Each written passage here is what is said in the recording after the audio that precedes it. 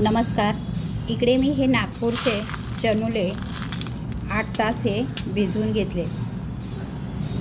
ते मी आता कुकरमध्ये घालते.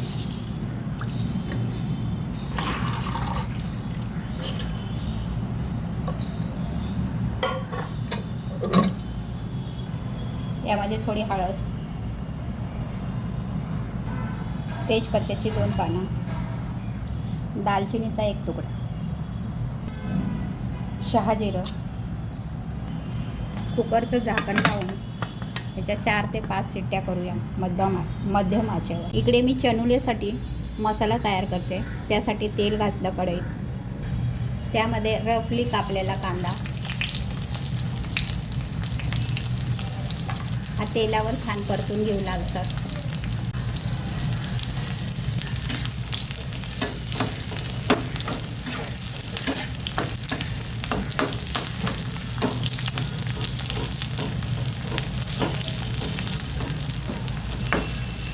कांदा थोडा लालसर झाला की त्यामध्ये थोडेसे खोबऱ्याचे काप,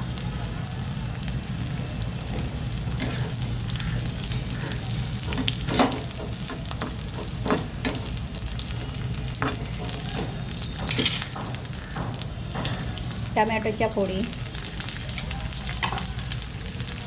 1 हिरवी मिरची, 10-12 लसणाच्या पाकळ्या, 1 अद्रकचा तुकडा. हे तेलावर परतून गॅस बंद करून हे गार करून घ्या. इकडे हे मसाले गार झालेत.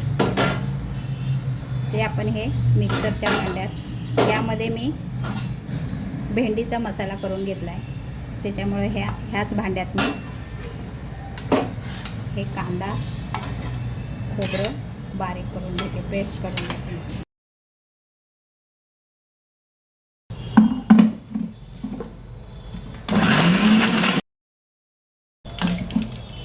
ही कांद्या खोबऱ्याची पेस्ट तयार आहे.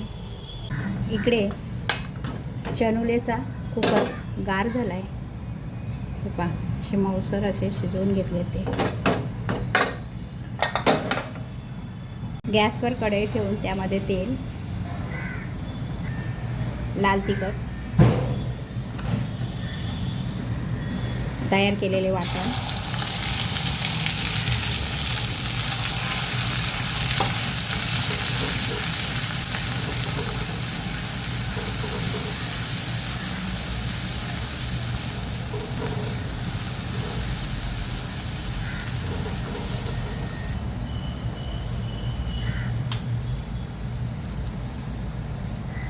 हळद,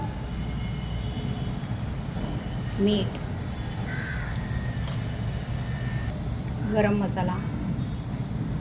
चनुलेमधलं थोडंसं पाणी घालून मसाला शिजवून घेऊ.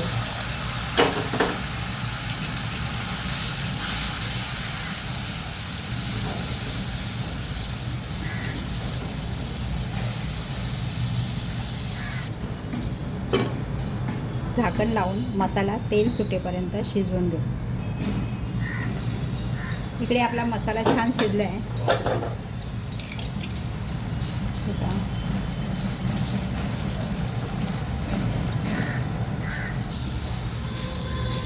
यामध्ये थोडी कसुरी मेथी घालूया.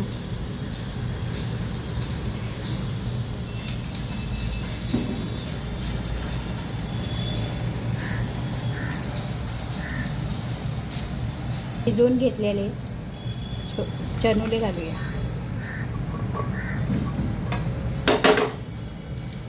हे मिक्स करून